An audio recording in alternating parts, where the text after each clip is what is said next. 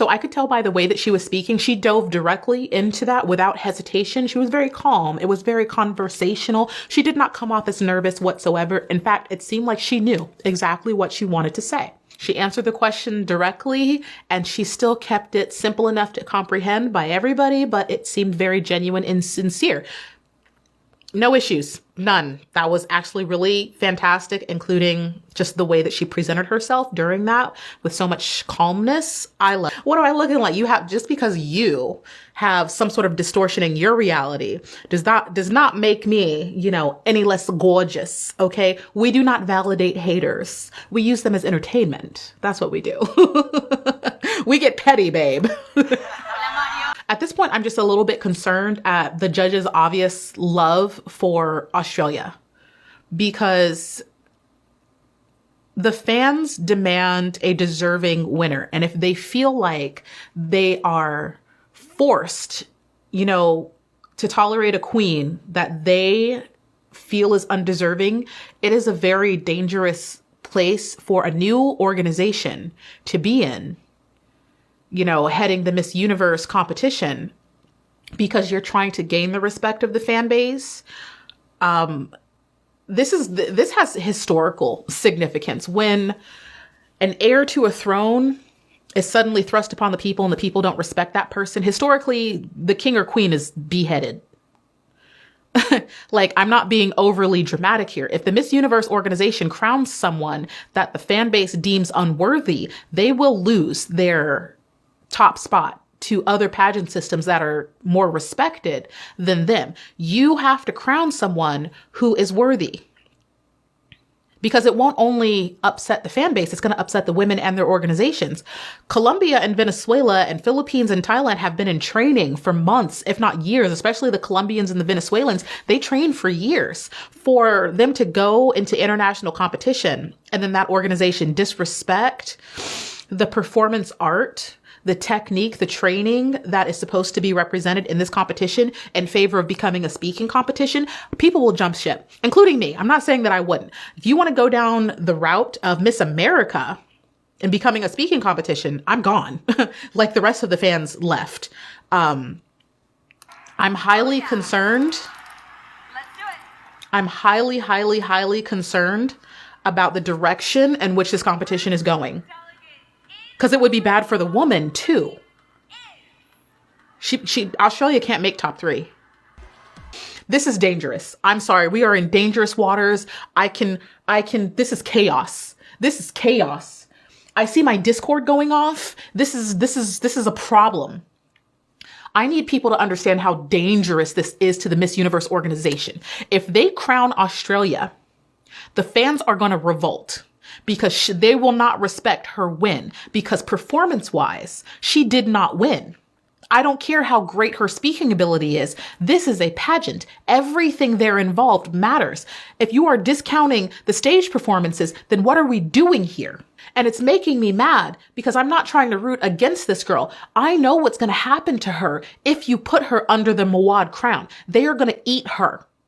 And it's not fair to her. She's not going to be able to enjoy her win. She's not going to be able to relish in it. There will be no joy and happiness. She's going to be Australia, if she wins, is going to get to be happy for all of the 5-10 seconds she remains on that stage. The moment she opens social media, the moment she does her first interview, people are going to come for her, because in the eyes of the fans and the world watching, she didn't earn it. And I promise you, the directors are going to go nuclear if Australia wins this. And it is not fair to that girl, because her mental health is going to be in tatters within months. She won't survive a year. I'm telling you right now, it would be a year of absolute hell and torture if Australia wins, because everybody's going to be so pissed. You cannot do this. People, like, if you want to lose your top spot as the most respected pageant, that is the way to go. Miss Grand, everybody's going to go to Miss Grand. It's over. It's done. If Australia wins, Miss Grand is now the #1 pageant. I'm telling you how bad this could be. This is why I'm just the type of person where if ever I speak to any organizer or anything, I always say divvy up the scores per competition element evenly, so that you have a well-rounded competitor and you're not favoring one over the other. Because it really makes no sense to trump up evening gown over everything else or even interview over everything else. You are a beauty pageant. Be okay with that. I swear I'm going to make you guys a video so it helps you get through this, because it is hurting the pageant community right now. And I do not want to see the downfall of Miss Universe in my lifetime. I'm not trying to see it happen. If Miss Grand elevates itself to the point where it surpasses Miss Universe, fine. If Miss Earth does it, fine.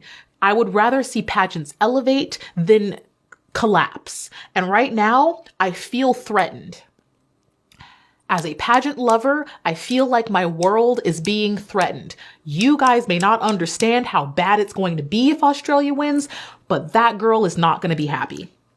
Not in her reign if she wins. And the Miss Universe organization will suffer. I am terrified. This is bad judgment, bad calls on everybody's behalf. I don't like the judges. The organization that put the judges in power shouldn't have, because they don't have the expertise. This lineup is a problem.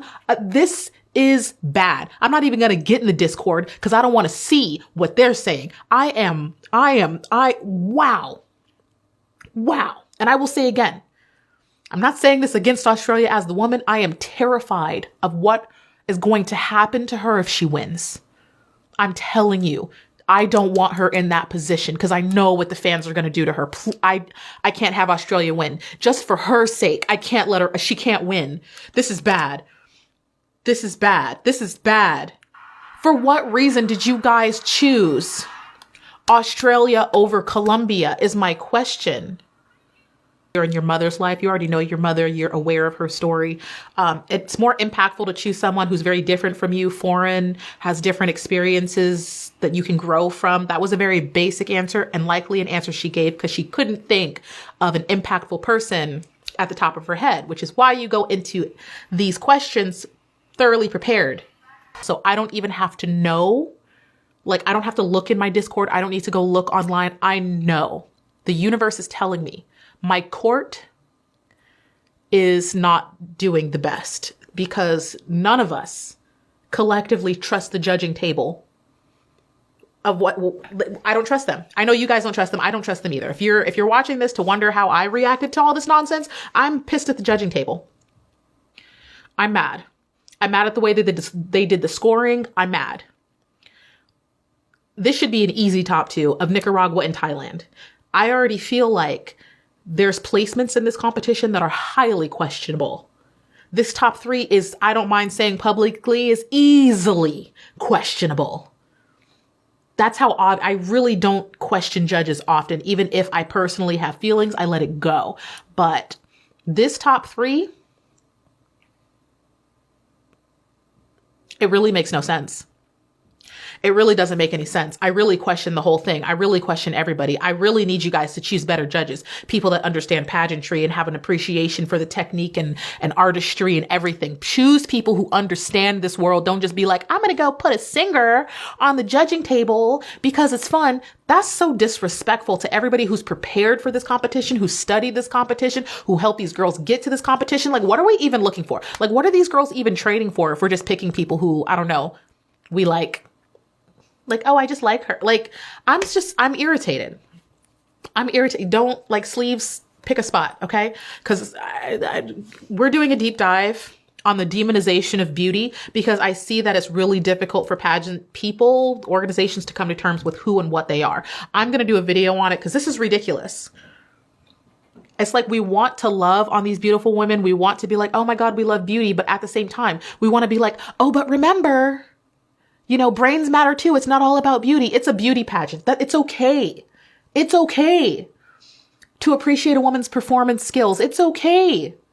I can't, I'm going to do, that's probably one of the most in-depth videos I'm ever going to do because it is needed, clearly.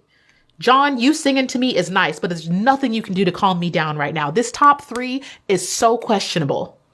Oh my goodness. Okay, Arbany, I know you are the fashion girly. I know that she is the fashion girly. I think it's the headdress because this is just, I like the gown. I think the headdress puts it over the top. And if she had more of her hair showing, it would have been better. I think it's just the fact that it looks so dominated by that headdress. At the risk of jinxing myself, I think this is 3 years now that I've correctly been able to guess the winner of Miss Universe. I don't want to watch next year. It's going to be like my number 6 or something. I'm all game for an upset. I thought Philippines honestly was going for an upset. It really looked like it because she was styled like a winner. There is no hate to Australia as a woman, as a competitor. This was very dangerous to her organization, and Miss Universe, because her performance ability did not constitute her winning the Miss Universe crown. Even being in top 3, I have no problem saying publicly, I don't think that if you get together a panel of competent pageant people, queens, directors, judges, whatever, people with experience, I don't think she would have gotten near a top 3 if experienced people had a say in this. But I am blaming JKN for choosing the panel they did and their lack of education being the reasoning for this. And I can see this being an insult to some of the directors and other organizations seeing stuff like this, where I really don't think that it was justified. Australia beating out Peru, beating out Philippines, beating out Colombia. I understand why that would rub them the wrong way. And if you lose the authority and the respect of the international pageant community, you no longer have support. If you don't have their support, you don't have a competition. On top of the fact that, like I said, the fan base and just the controversy of an Australia win this year would have completely destroyed that girl. And you guys have seen me come on Instagram and like defend pageant queens when they're going through things like stuff like that.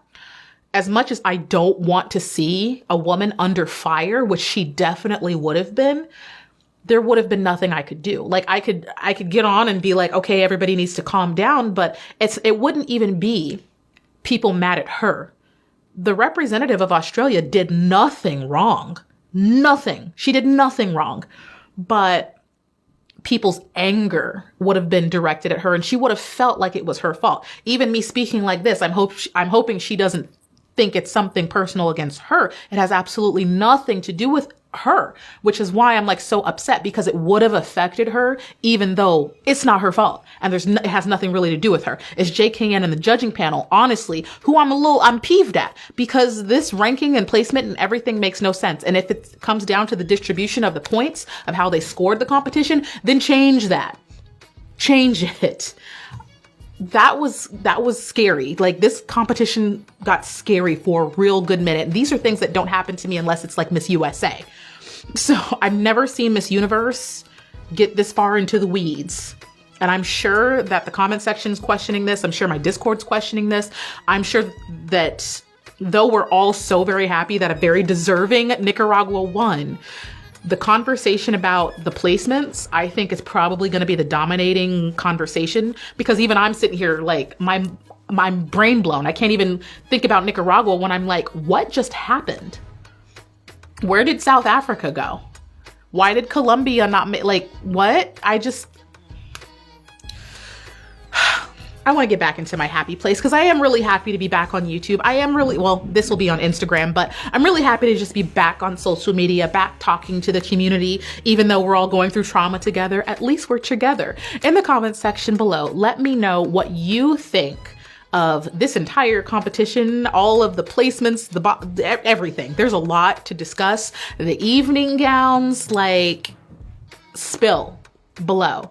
And make sure you go make sure you go check in on the recap, because I am going to put a recap on YouTube and the full reaction on Instagram. So go find both videos that I'm going to film right now, because I just need to get all of this out of my system. In the meantime, hit the like, subscribe, follow button. We're on Instagram. Hit the follow button so you can stick around and live stream with me and chit chat with me. I do a lot on Instagram. I am now on TikTok, running my mouth, and I probably will be doing more of that, talking about gowns and stuff. So I'm really excited to have TikTok and get into some TikTok arguments, because, it's TikTok. What the hey, right? So find me on all the social platforms. Say hey.